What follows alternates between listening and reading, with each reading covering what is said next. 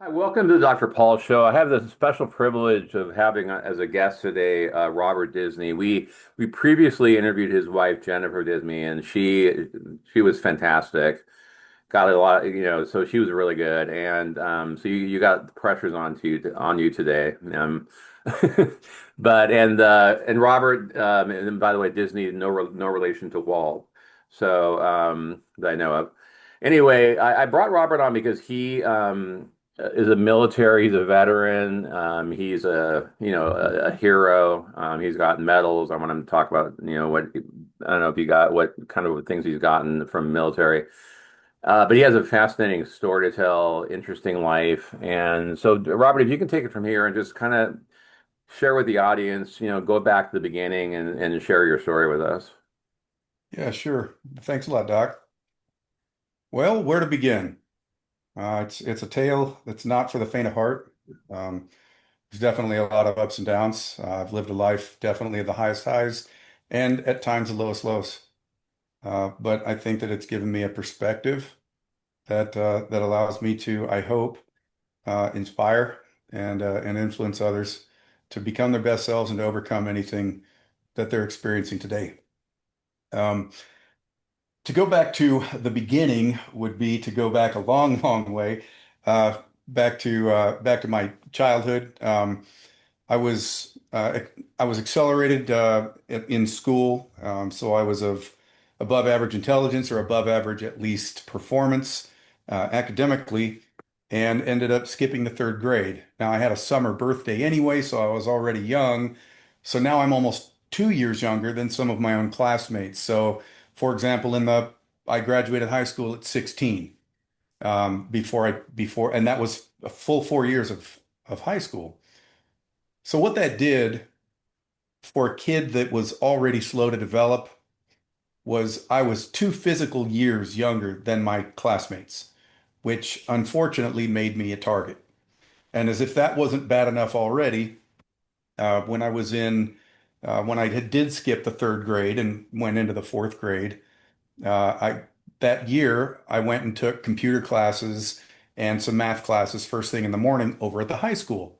So I'm in the fourth grade taking high school classes, and when the other students asked the teacher, why doesn't he show up for school with the rest of us? She said, well, because he's special. And what do we do to special kids? I was, by the way, So, I skipped second grade. I went from first to third, and I graduated at 17 instead of 18 like most. So, anyways, my mom is still to this day thinks, oh, you weren't mature enough to skip that far. It might have, anyway, that's what she thought. But yeah, just anyway, yeah. go ahead. What you're saying. Yeah, they gave me the option in the second grade, and my parents and I actually at Right. that time decided that I didn't want to be in a completely different class of kids. In the second grade, though, I started taking the third grade classes. So I was already working with all the third grade kids, so it made sense for me to then be with my intellectual peers that next year. Right. So made me a target. I was bullied throughout school. That was pretty much how I looked at my childhood, was just from one living from one moment to the next, afraid of who was going to beat up on me next. I went to uh, I ended up getting beat up so bad on a bus in the eighth grade that my parents pulled me out of school, and I was homeschooled for the rest of that school year. And I ended up starting back at that same school the following year. I would have been a 13-year-old freshman and started school back then. Um, Somewhere along the way, I started to develop this idea that I wanted to help people, that I wanted to be a protector. I wanted to help people. I wanted to be one of the superheroes that I saw in comic books or superheroes in movies. So I started thinking about the Navy SEALs, which was one of the first directions I thought. I thought about the special operations career fields in the military, and they kind of appealed to me. I started college, though, at the age of 17, so after just having turned 17, and ended up getting beat up in my college dorm room and ended up withdrawing from college. I spent about another year and a half kind of in and out of school until I finally decided I want to try this military thing. I'm tired of these false starts. I'm starting to develop myself physically, and I've got the mental and emotional side and the resilient side. I want to test myself now and see what I'm capable of doing. I wanted to help protect those who couldn't protect themselves in a way that I had wished someone had done for me. So I went into a recruiter. The recruiter said, what are you looking for? I told him SEALs, and he explained how the SEAL enlistment process worked at that time. And I said, well, is there anything I can do, immediately as soon as I walked through the door? And he said, well, I think the Air Force has this thing called pararescue. So I can't believe to this day that he said that, but he did. And I walked across the hall to the Air Force recruiter, told him what he said, and he said, he said that? I said, yeah, he sure did. And pointed me to a stack of dusty old pamphlets in the corner that had a pararescueman on it, and talked about the job requirements and talked about what the job is and the list of the physical aptitude and stamina test that was required just to get through the door. And I looked at it and thought, this looks pretty cool. So I ended up entering the delayed enlistment program that summer. It would have been April of 1996, I guess. So that's what I did all summer. That summer, I was 19 or turned 19 years old and started training all summer long. All I did was work out, do calisthenics, get in the pool, and go for runs.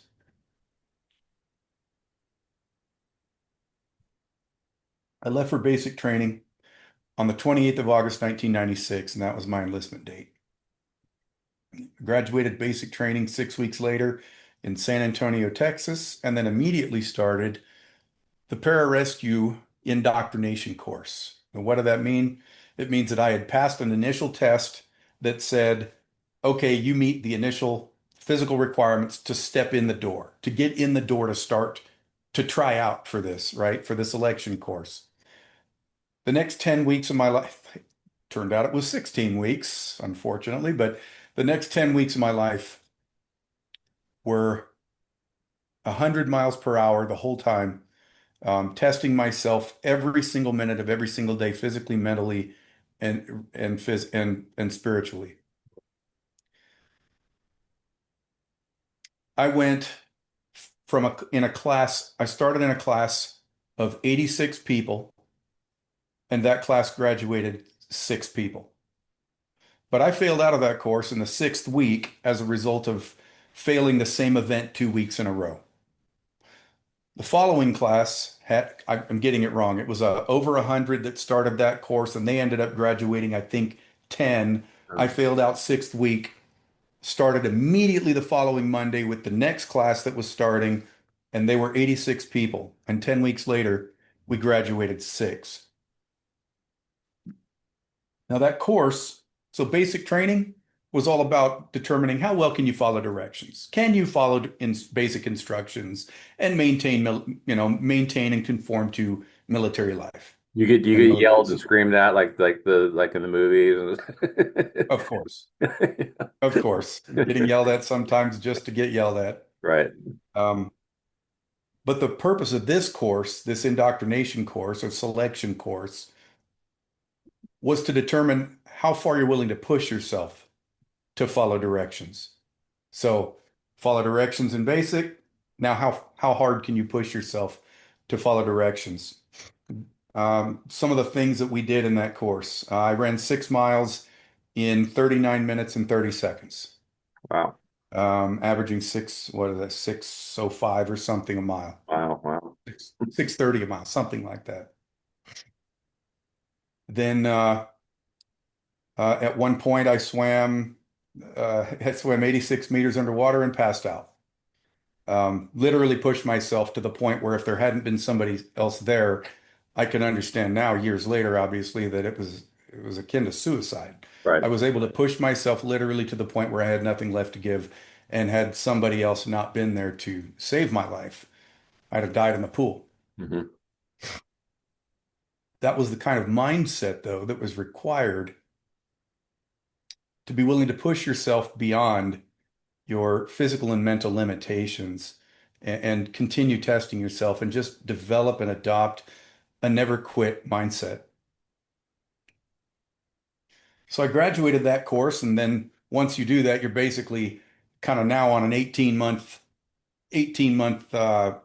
roller coaster of course after course. I went to combat dive school in Key West, where I learned clandestine infiltration using scuba methods and underwater searches. I went from there to I guess I went to aircrew survival training at Fairchild Air Force Base, Washington. I went to Army Basic Airborne School in Fort Benning, Georgia. I went to Military Free Fall School in Yuma, Arizona, and Fort Bragg, North Carolina. So the military up to this point is turning me into kind of a commando that can get anywhere using any method. Next, I went to Kirtland Air Force Base, New Mexico, where I went to the Pararescue Schoolhouse. And I guess I was there for about 9 months. And that included receiving EMT, so getting medical training and learning to take all of those skills that we had learned of how to get places and then how to do what it is that pararescuemen do once they get there, which is specializing in trauma medicine, specializing in technical rescue, and then, of course, being a master of infiltration and exfiltration using just about any method necessary. And of course, training you to shoot, move, and communicate, basic commando skills.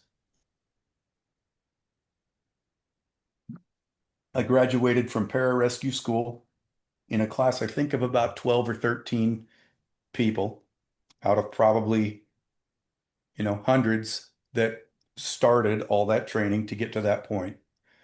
I think it was in March of 1998. So at that point, I'd been in the military a little over 18 months. And I got my first duty station, which was Moody Air Force Base, Georgia. I got to do some really cool things at Moody. It doesn't sound like a very sexy place to visit down in South Georgia in the middle of nowhere, 2 hours from everywhere. You're 2 hours from Jacksonville, 3 hours from Atlanta, and 2 hours from Tallahassee. You're just in the middle of nowhere. But as a training base or as a military base goes, I mean, we had C-130s, we had the C-130 Hercules heavy lift aircraft, that we used for parachuting operations. We had a helicopter squadrons, we had gunnery ranges, and tons of forest all around us for doing field work. So it was a good place to do training and to go on some really, really cool trips. Mhm. So early on, I got to deploy to the Middle East 4 times. Um, and that was before pre 9/11. Mm. So I was already deployed 4 times in that period. Our deployments were short, 60 days here, 120 days there, but they were to the desert, Mhm. enforcing the southern and northern no-fly zones for Operations Northern and Southern Watch Mm. in Iraq. So either in Kuwait or Mm. up in Turkey. So that's where I ended up deploying early on in my career. And one of the other cool trips that we got to do during that time was doing space shuttle recovery. Of course, we didn't recover a space shuttle because thankfully it always went up and came down, usually in a safe manner. But it was a pretty cool mission in case they had to bail out over the ocean on their launch as they started their orbit. We had teams of pararescuemen stationed overseas in a couple of different contingency sites where if they had to abort, bail out over the ocean, or land on a runway somewhere, we were postured and ready to go in and either parachute into the ocean or move to where they might have been out there on shore. Cool, cool mission. And then, of course, 9/11 happened. I was sitting in a hotel room or in a barracks room in Turkey while deployed, and my roommate came in while I was sitting in my room and said, "Don't you know what's happening right now?" Everyone And I went remember, to where everybody had gathered everyone around remembered it. where they were at that point. Yeah. Yep. So I watched, of course, I think I watched the second tower come down or watched the first and second tower come down. I got to see the second one hit, and then, of course, the Pentagon and Shanksville. And at that point, I knew that everything had changed. Everything that I knew about my time in the military was going to change from that time on. I remember coming home after 9/11 from Turkey and showed up, and there's uniformed troops at M16 walking around in airports. There's flags everywhere. There's, thank you for your service. And it was completely different, a completely different military environment than what I had experienced up to that point. I went to a paramedic upgrade course, short term, really quick, compressed, advanced, or accelerated paramedic upgrade in Virginia Beach in early 2002.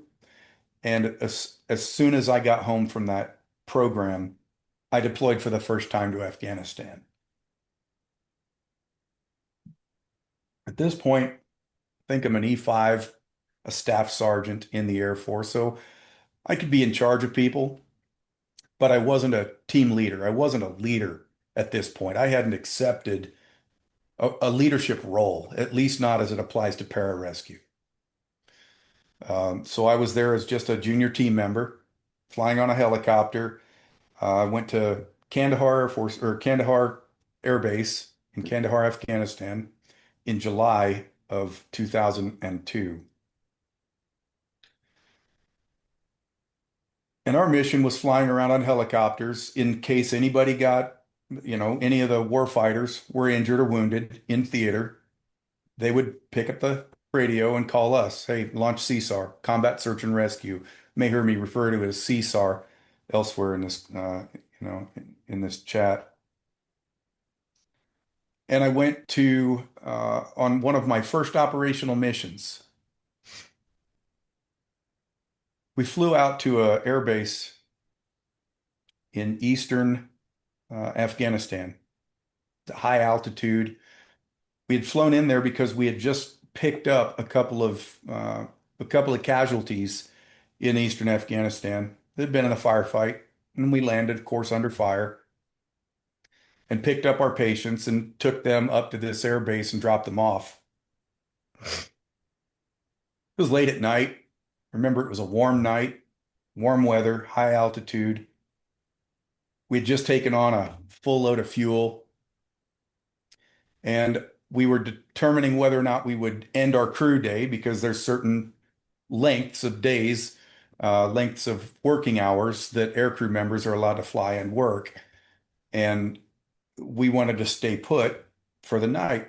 And our command said, no, you guys go ahead and come on home. So we went out to the helicopter, got on board. First helicopter took off, and the just to set the stage, this air base is I say air base, not an air base. It's a small forward operating base, just a couple of tents kind of up in the mountains of Afghanistan. And there was like a landing zone for helicopters that had a bunch of rocks spread everywhere to make for a safe landing spot.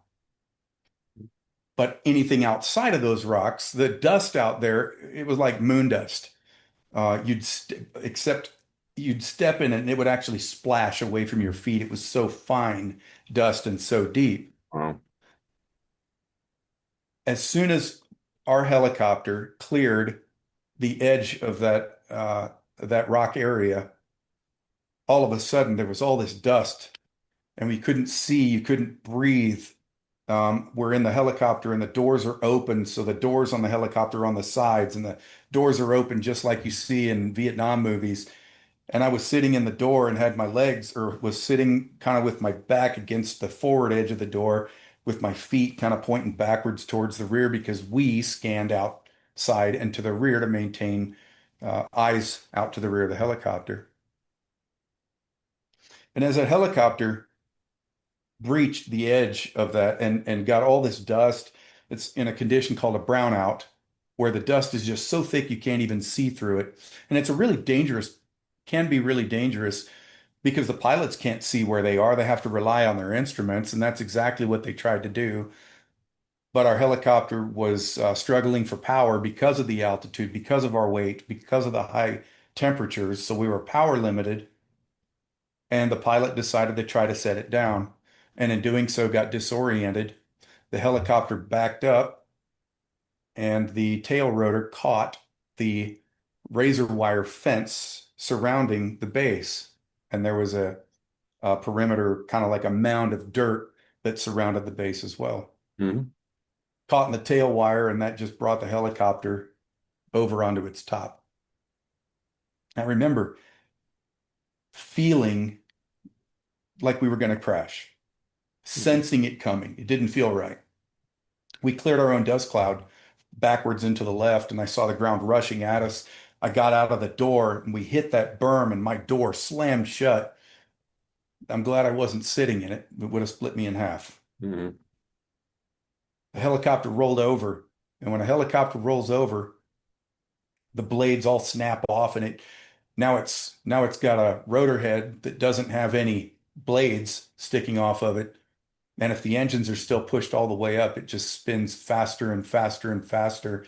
Now it's on its top doing this and jerking back and forth, violently chewing itself into the ground.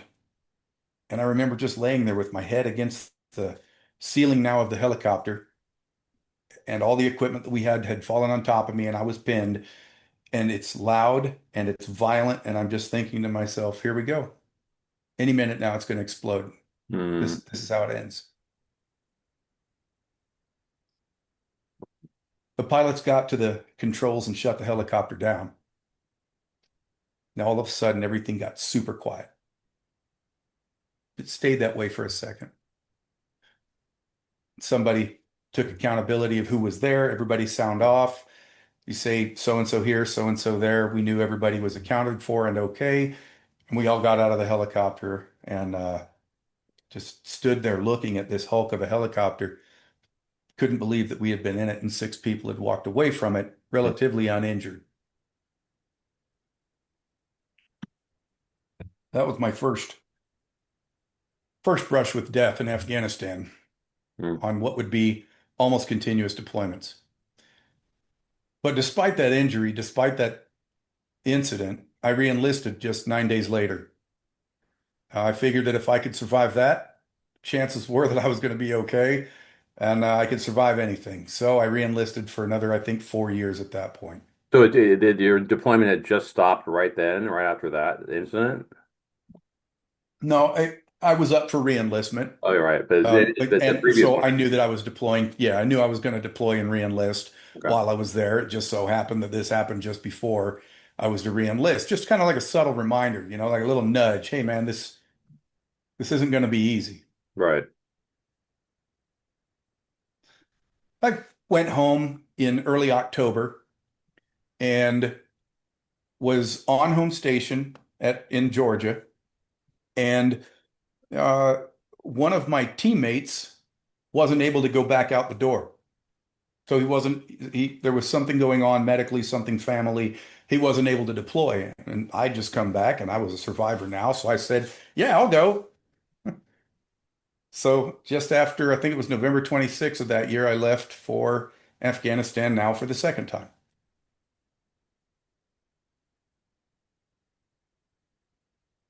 Same thing. I went initially to fly with C-130 aircraft out of Jacobabad, Pakistan. Mhm. So it's obviously it's far from the war zone. We weren't at war with Pakistan. It's just where we had our base, where we based our big heavy aircraft out of for doing rescue work in theater. We were there in case somebody on the ground needed air support for us to jump out or to go pick up a patient from one place and move them to somewhere to a higher level of care. So I flew with the C-130s there doing mission after mission, saw a whole bunch of stuff that it changes how you see the world, changes how you view yourself. Um,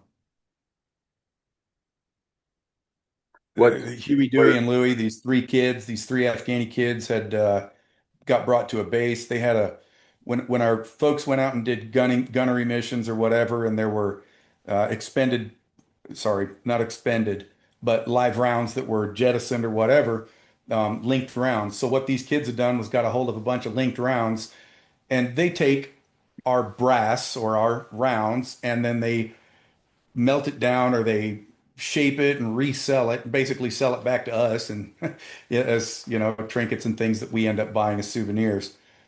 but these three kids had a little uh, they had a little assembly line going where one would pull the round out of the link, the second one would pull the bullet out of the end of it, and the third one, and he would dump out the powder and hand it to the third kid who would pop the primer on the bottom of it and toss it. And they got somehow out of sequence, and Dewey on the end had basically popped it, and the powder wasn't out of it, and he let's just say he damaged his hand pretty good, um, and damaged the eyes of the other kid. Another one, I went and picked somebody up in eastern Afghanistan who had stepped on a landmine. It was this young troop's last patrol in theater, so he decided to take point, and he stepped on a landmine. And when we went and picked him up, we had to wait a little extra on the ground, kind of in a hot zone, because he was still on the satellite phone with his wife. He had just come out of surgery, and we didn't know if he knew yet that his leg was gone. That was the kind of thing that we saw that became normal all the time. So you saw him there with the leg off and bleeding, and you had to get tourniquet it and all that, and what he wasn't aware at that time when you that he had lost his leg. We asked his friend, his escort that was with him, if he was aware that his leg was gone, and he said, "I don't think so." So he was still pretty snowed. Um, so you just saw things that Yeah. just the average person is never going to see in their life. Burns, amputations, people's guts literally hanging out of their bodies. Um, just some pretty awful stuff. I hear similar. I have a lot of patients from the Vietnam War, even a couple in their 80s from the Korean War. But the stuff in Vietnam was just, I mean, the stories I've heard are just horrific. Some of them, and they, that when they come, by the time they come to see me, they've lived with years of this, and before they finally get better. Yeah, you can't, like you said, it's just being here in America in a comfortable environment. We don't see that kind of stuff. We're not exposed to this kind of stuff. Right. Hats off to the Vietnam vets who did that. Those guys, Korea, those people that did it without public support that we have today. Right. Hats off to them. I Yeah. can't even imagine their experience. Yeah. Jane Those, Fonda is not their favorite person in the world, by the way. So, yeah, I wouldn't imagine yeah. for good reason. So, and I always ask all of my PTSD patients, like, tell me about each incident that you went through, and is there any others besides the one you just said? I know it's not, these are incidents. I know it's not just incidents. It's a daily living in an environment where you know that you could be killed that day, or you know that, something bad could happen, and you might be the next person who loses a leg, or you might, so a lot of it is the psychological trauma of, living in that type of an environment, and, so, and seeing what you see. Yeah, actually, Doc, there's there's a lot more. The next incident that did remind me that this was not for everyone and that it was, it had uh, potentially fatal consequences in my neck of the woods was on March 23rd, 2003. So I was supposed to redeploy home at the end of February. I was supposed to, or correction, end of January. I was supposed to go back home. Same guy supposed to come and replace me that I had taken his spot on this deployment didn't show up. So I pulled a double deployment. I stayed in place. I was going to stay there for the remainder of his deployment. And one of the crews that replaced us was a guy that I had grown up in pararescue with. He was kind of a father figure. His name was Master Sergeant Michael Maltz. Mike Maltz was at that time in his early 40s, was a New Yorker, Long Island guy, big Italian fella, good looking, incredible shape, and honestly, one of the best pararescuemen I ever met. One of the most incredible operators I ever knew. Toughest, smartest, fantastic person. And I had deployed with him before, like a father figure, Mm. truly. I mean, I am 23, 24 years old, and he's in his early 40s. I mean, truly old enough to be my father. I went to dinners at his house. I went to swim meets with him and his kids. Uh, I was with him all the time. So they were friends. March 23rd, 2003, we went out on a we got called on or we were on a C-130 flight. We had flown to Uzbekistan to drop off some equipment for some of our teammates that were flying on helicopters out of Uzbekistan, kind of the northern aspect of Afghanistan. And we got a call for a mission as we were standing in the chow line, in the dinner line. So the mission that we heard was that two kids had fallen down a hill. I still to this day don't know what the actual mission circumstances were, but I knew that's what we were doing. So we were going to fly down into central Afghanistan, and the helicopters, instead of out of our location, the helicopters out of southern Afghanistan at Kandahar were going to fly up, meet us, and do that mission. And it was again high altitude in the mountains. There was bad weather in the area. We were going to be flying, we're going to have to refuel them at low altitude in the mountains. And it's just it was kind of a recipe for disaster.